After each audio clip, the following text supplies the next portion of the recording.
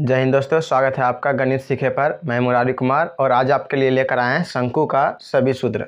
शंकु का यहाँ हम इस वीडियो में सभी सूत्र बताएंगे जो कि 9th और 10th के जो एग्ज़ाम होते हैं, या तो समझिए कि उसका जो शंकु से संबंधित जितना प्रश्न होते हैं उसको बनाने में सभी सहायक होंगे। तो शंकु का प्रश्न बनाने से पहले जो क्षेत्रमिति चैप्टर में होता है शंकु, तो शंकु का सभी सवाल बनाने से पहले शंकु का हमको पता होना चाहिए इसका पृष्ठ क्षेत्रफल क्या होता है, शंकु का आयतन क्या होता है, इसमें एल का क्या होता है, एच क्या होता है, आर क्या होता है, इसके बारे में संपूर्ण जानकारी होनी चाहिए, तभी सवाल आप बना पाएंगे। तो चलिए इसको हम शुरू करते हैं। तो सबसे पहले देखिए शंकु, शंकु को इंग्लिश में हम कौन कहते हैं। ठीक, शंकु को कौन इंग्लिश में कहते हैं। और ये इसका शंकु का यहाँ पर फिगर बनाया हुआ है। ठीक, और शंकु यहाँ आकृति आप देखना चाहेंगे, देखिए इस आकृति का आप बर्थडे वाली टोपी देखे होंगे, इस आकृति का। ठीक, यही समझिए कि ये शंकु आकृति का, इसको हम यहाँ से नीचे से इसका नीचे साइड इसका बंद आकृति बनाए, यानी कि ठोस शंकु के रूप में हम इसको दिखाने का कोशिश कर रहे हैं, ठोस शंकु। ठीक, तो इसको हम देखिए पहले इसका शंकु का देखिए बनावट। तो शंकु का जो बनावट होता है, ये इसका जो एक सतह होता है, ये एक सतह इसका वक्र होता है। इसको देखिए, इसका ये वाली सतह जो होता है वक्र होता है, और इसका नीचे वाला जो सतह होता है, ये इसका सतह प्लेन होता है। तो एक वक्र सतह और एक इसका प्लेन सतह होता है। ठीक, तो प्लेन सतह समझिए ये इस आकृति का है, यानी कि नीचे में इसका वृत्ताकार है। देखिए वृत्त आकृति का नीचे में, और ऊपर इस आकृति का, यानी कि बर्थडे वाली टोपी है इसी। तो यहाँ पर देखिए ये जो घेरा लगाया हुआ है, ये समझिए कि नीचे वाली आकृति को दिखाने का कोशिश किया गया, इस आकृति को। और ये जो इसका साइड में है, ये समझिए कि इस आकृति का फिगर में इस तरह से बनाया जाता है।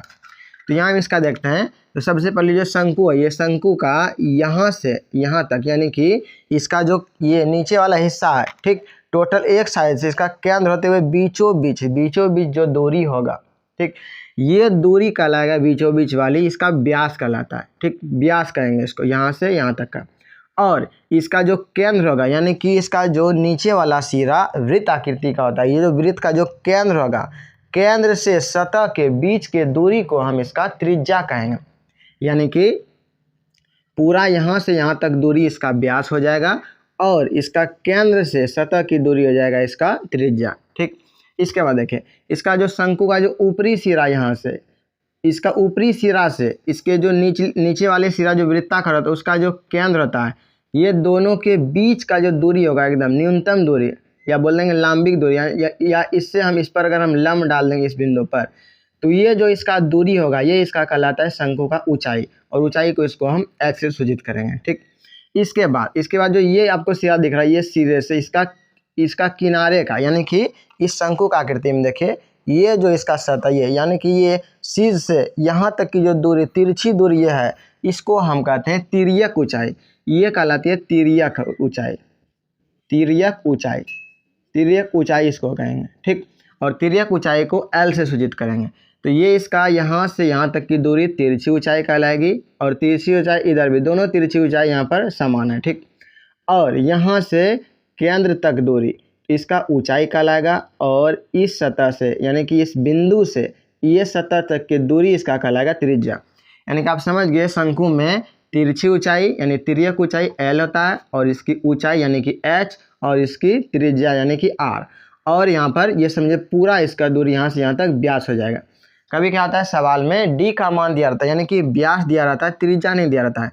तो अगर व्यास दिया रहे, यानी कि D का मान दिया रहे, अगर हमको त्रिज्या निकालना हो, ठीक, तो इसका आधा कर देंगे। ठीक, D का मान अगर कुछ दिया रहे, हमको R का मान निकालना हो, तो R निकालने के लिए D/2 करेंगे, क्योंकि त्रिज्या जो होती है, त्रिज्या ये जो व्यास है, व्यास की आधी होती है, इसीलिए इसको हम आधा कर लेते हैं। ठीक, तो R का मान निकालने के लिए अगर व्यास दिया गया रहे, R का मान निकालने के लिए D/2 का सूत्र लगाएंगे, यानी कि व्यास में 2 से भाग देंगे, तो इसका त्रिज्या निकल जाएगा। इसके आगे चलते हैं। अब इसका पहला क्वेश्चन है कि शंकु का वक्र पृष्ठ क्षेत्रफल क्या होता है। वक्र पृष्ठ क्षेत्रफल का ये देखिए, शंकु में इस पृष्ठ इसका देखिए कौन कौन सा, ये एक पृष्ठ हो गया, ये एक नीचे वाला पृष्ठ हो गया। तो ये जो साइड वाला जो पृष्ठ है, ये साइड वाला जो पृष्ठ है, इसी को हम कहेंगे वक्र पृष्ठ क्षेत्रफल। और शंकु का जो वक्र पृष्ठ क्षेत्रफल होता है, वो होता है πRL, यानी πR की यानी कि इसका त्रिज्या, और L यानी इसकी तिर्यक ऊंचाई या तो तिरछी ऊंचाई। इसका अगला प्रश्न देखिए, यानी 2 नंबर इसका सूत्र, शंकु का पूर्ण या कुल पृष्ठ क्षेत्रफल। पूर्ण में क्या हो जाएगा, ये जैसे शंकु इस आकृति का है, ठीक। तो शंकु का इस सतह का बात करें तो यही कहलाएगा वक्र पृष्ठ क्षेत्रफल।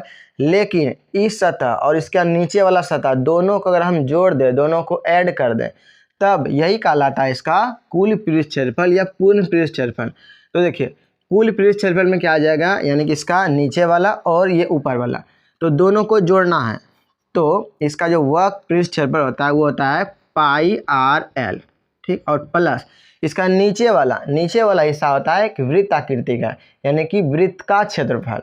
वृत्त का क्षेत्रफल क्या होता है, पाई आर स्क्वायर। अगर हम दोनों को जोड़ेंगे तो देखिए दोनों को ऐड कर दिए, लेकिन दोनों में कॉमन क्या है, इसको कॉमन लीजिए, पाई दोनों में है, पाई कॉमन हो जाएगा। आर यहाँ एक है, यहाँ 2 आर है, तो आर एक कॉमन हो जाएगा, तो हो जाएगा पाई आर। और एल इसमें है लेकिन इसमें नहीं है, इसको हम कॉमन लेंगे तो यहाँ पर बच जाएगा एक एल प्लस यहाँ बच जाएगा आर। तो pi R into L plus R बोल सकते हैं, या इसको अगर हम पहले लिखें, अगर समझिए इसको पाई आर स्क्वायर अगर हम पहले लिखें या पाई आर एल बाद में लिखें, पाई आर एल, इसको देखिए दोनों एक सेम ही चाहिए, कोई भी इसमें अंतर नहीं, ठीक। अगर इसको हम पहले लिखें, इसको अगर हम बाद में लिखो, यहाँ पर अगर हम जोड़ें तो इसमें देखिए पाई कॉमन आ जाएगा, और यहाँ से दोनों जगह से यहाँ पर पाई आर स्क्वायर लिखा है, यहाँ पर पाई आर एल, तो दोनों में देखिए पाई कॉमन है, आर यहाँ 2 है, यहाँ पर 1 आर है, तो 1 आर कॉमन हो जाएगा दोनों जगह से, और यहाँ एल कॉमन नहीं आएगा, तो यहाँ बच जाएगा आर प्लस एल। तो pi R into R plus L बोलिए, या तो pi R into L plus R, दोनों में कोई भी फर्क नहीं है, कोई भी आप सूत्र लगाएंगे तो ठीक ही होगा, ठीक। तो यहाँ हम लिख लें pi R into L plus R, ठीक। तो शंकु का पूर्ण पृष्ठ क्षेत्रफल pi R into L plus R भी बोल सकते हैं, या पाई आर इंटू आर को पहले एल को बाद करके भी बोल सकते हैं, कोई भी दिक्कत नहीं, यानी pi R into R plus L, दोनों एक ही बात हुआ। यहाँ पर केवल कॉमन लेने के लिए आगे पीछे किया गया और कोई दिक्कत नहीं। तो शंकु का पूर्ण या कुल पृष्ठ क्षेत्रफल हो गया pi R into L plus R, जहाँ आर क्या है, त्रिज्या है, एल इसकी तिरछी ऊंचाई है, और पाई का मान 22/7 होता है, जब तक सवाल में कुछ कहा नहीं जाए। अगर सवाल में कुछ इसका मान दिया जाए, ठीक, तो वो मान रखना है। ऐसे तो पाई का मान अगर 22/7 नहीं रखना होता है तो उसका 3.14 मान दिया गया रहता है।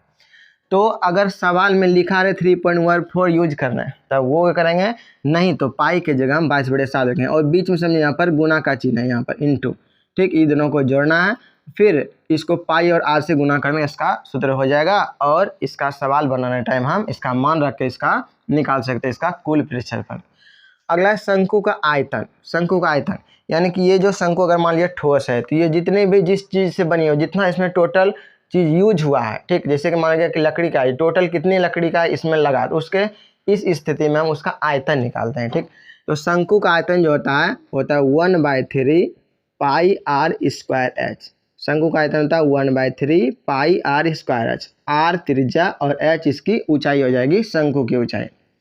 अगला देखिए त्रिज्या बराबर, अगला है क्वेश्चन त्रिज्या, तो त्रिज्या बराबर यहाँ हम लिख दिए हैं, त्रिज्या बराबर जो होता है व्यास/2। त्रिज्या अगर नहीं दिया रहे, व्यास दिया रहे, तो व्यास की आधी हो जाएगी, यानी कि व्यास और बटे में 2 त्रिज्या, यानी कि अगर हम इसको लिख सकते हैं आर बराबर, व्यास को अगर डी बोलेंगे तो हो जाएगा d/2, यानी कि आर बराबर d/2, इसको यहाँ से याद रखें, आर बराबर d/2, ठीक। इसका आगे देखिए एल और एच और आर, अब इस तीनों में संबंध बताते हैं। तो आप समकोण त्रिभुज के बारे में जानते होंगे, समकोण त्रिभुज, यहाँ देखिए, यहाँ पर देखिए, इसको यहाँ पर एक समकोण त्रिभुज का निर्माण हो रहा है। तो समकोण त्रिभुज हम जानते हैं कि 90 के सामने वाले भुजा कर्ण कहलाती है, कर्ण। इसको अगर हम नीचे वाले को आधार मान लें और इसको अगर हम संगत ऊंचाई है तो ऊंचाई मान लें, ठीक। तो आप जानते होंगे पाइथागोरस प्रमेय से किसी भी समकोण त्रिभुज होता है, जो कर्ण का जो स्क्वायर होता है, ये अन्य दो भुजाएं यानी कि आधार और ऊंचाई के वर्ग के योगफल के बराबर होता है। यानी कि हम यहाँ बोल सकते हैं कि एल का यानी कि हो जाएगा एल स्क्वायर बराबर देखिए आर स्क्वायर और जोड़ एच स्क्वायर। इससे समझिए एक तरह से पाइथागोरस प्रमेय यहाँ पर लागू हो गया, ठीक। तो यानी कि कर्ण का स्क्वायर, देखिए कर्ण का स्क्वायर इस तरह से समझें, कर्ण का स्क्वायर जिससे होता है लंब स्क्वायर जोड़ आधार स्क्वायर, दोनों का योगफल के बराबर। इसी तरह से यहाँ पर तिर्यक ऊंचाई एल का जो स्क्वायर होता है ये आर स्क्वायर जोड़ एच स्क्वायर के बराबर होता है। अब यहीं से अगर हम निकालेंगे कि एल बराबर क्या होगा, तो ध्यान दीजिए एल हमको निकालना वहाँ से एल का मान, ठीक। तो एल स्क्वायर है यहाँ पर, देखिए इधर है आर स्क्वायर जोड़ एच स्क्वायर। अगर केवल एल चाहिए तो स्क्वायर अगर इधर हटा देंगे हम, अगर इस साइड लाएंगे तो इधर रूट हो जाएगा, ठीक। या तो आप ऐसे कर सकते हैं, इधर भी स्क्वायर है और इस साइड कुछ भी नहीं है, दोनों ओर वर्गमूल कर लीजिए। तो इधर वर्गमूल करेंगे तो केवल एल बचेगा, लेकिन इधर रूट अंडर चलेगा, यानी रूट का मतलब वर्गमूल। तो एल बराबर सूत्र हो जाता है रूट अंडर आर स्क्वायर जोड़ एच स्क्वायर, ठीक। एल बराबर रूट अंडर आर स्क्वायर जोड़ एच स्क्वायर।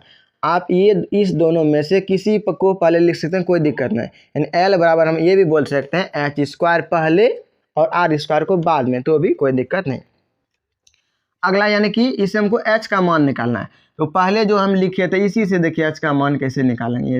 इस तरह था एल स्क्वायर बराबर आर स्क्वायर जोड़ एच स्क्वायर। तो हमको एच का मान चाहिए। अगर एच का मान नहीं दिया रहे, समझिए कि शंकु में अगर आर एच और एल यानी कि तिरछी ऊंचाई और त्रिज्या और ऊंचाई तीनों में से कोई दो दिया रहे, लेकिन हमको तीसरा यूज करना हो। जैसे कि शंकु का वक्र पृष्ठफल पाई आर एल, एल का मान नहीं दिया हुआ है समझिए, यानी ऊंचाई दिया हुआ रही, अगर त्रिज्या दिया रहे तो बिना एल के मान निकालने हम पृष्ठफल नहीं निकाल पाएंगे। तो एल बराबर हम वहाँ पर सूत्र लगा देते हैं, इसको एल बराबर ये सूत्र लगा देंगे, आर का मान पता है, एच का मान, दोनों का स्क्वायर करके जोड़ के इसका वर्गमूल निकालेंगे तो एल का मान निकल जाएगा। इसके आगे जो मात्रक रहे, जैसे मीटर में लगा तो मीटर हो जाएगा, सेंटीमीटर लगा देंगे सेंटीमीटर मात्रक लगा देंगे, ठीक। इसके आगे देखिए यहाँ पर हमको निकालना एच बराबर एच। तो सोचिए एच हमको निकालना है तो आर स्क्वायर को इस साइड ले आइए, ठीक। तो इसके लिए हो जाएगा यहाँ पर देखिए एल स्क्वायर है ये, और आर स्क्वायर इधर ले आएंगे तो ये हो जाएगा माइनस में, प्लस में इधर लाएंगे बराबर के बाएं साइड, तो ये प्लस है तो माइनस में हो जाएगा माइनस आर स्क्वायर, और दाएं साइड बच जाएगा एच स्क्वायर। लेकिन हमको केवल क्या चाहिए एच, दोनों अगर हम वर्गमूल कर लेंगे तो इधर केवल एच बचेगा, लेकिन इधर क्या बच जाएगा रूट अंडर बच जाएगा L square minus R square, ठीक। L square minus R square, या ऐसे समझ सकते हैं इसका अगर एच यहाँ से अगर स्क्वायर हटाएंगे तो यहाँ पर इस तरह से रूट हो जाएगा। तो एच बराबर ये सूत्र हो गया, एच बराबर ये सूत्र हो गया। अगला है आर बराबर फिर देखिए इसी को हमको अगर आर निकालना हो तो एच स्क्वायर को बाएं साइड लेंगे, अगर एच स्क्वायर को बाएं साइड लेंगे तो हो जाएगा क्या एल स्क्वायर, और हमको आर चाहिए तो एच को इधर लाएंगे तो माइनस एच स्क्वायर, और उधर बच जाएगा दाहिने साइड आर स्क्वायर। यहाँ से अगर हम स्क्वायर हटा देंगे तो यहाँ पर ये रूट हो जाएगा, यानी कि आर बराबर हो जाएगा root under L square minus H square. तो यहाँ से एल का मान नहीं पता रहे तो ये वाला सूत्र लगाएंगे, एच का मान पता नहीं रहे तो ये वाला सूत्र लगाएंगे, आर का मान पता नहीं है तो ये सूत्र लगाएंगे। लेकिन अगर आर का मान पता नहीं रहे लेकिन व्यास दिया हुआ है, तब आर बराबर हम d/2 का फॉर्मूला लगाएंगे, और हम आर का मान पहले त्रिज्या निकाल लेंगे, उसके बाद इसका आयतन निकाल सकते हैं, कुल पृष्ठफल जो निकालने के लिए बोला जाए उस सूत्र का इसमें हम उपयोग करेंगे। तो सवाल बनाने से पहले इतना सूत्र का ज्ञान होना बहुत आवश्यक है। इतना अगर सूत्र पता नहीं रहेगा तो आप सवाल नहीं बना पाएंगे, इसलिए पहले सूत्र इतना सा टोटल कॉपी में लिख लेना चाहिए, इसको याद रखना चाहिए, तब सवाल बनाना चाहिए ताकि आपका सवाल आसानी से बन सके।